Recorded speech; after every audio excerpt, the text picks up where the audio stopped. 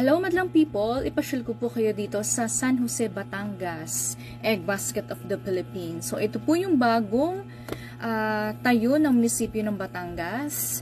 So maganda na po siya, meron na po siya na waiting shed. Makikita niyo po dyan. At ang mayor po nito ay si Mayor Valentino Patron. So, ayan po ang bagong munisipyo. Ongoing po ang paggagawa pa po dyan sa munisipyo ng Batangas. Ayan, nakikita niyo po may gumagawa po ng mga tao. Sa unahan na lamang po siya at tapos na po siya. So, ayan, tingnan niyo po, malawak po ang parking space. Meron po talaga siya na parking space.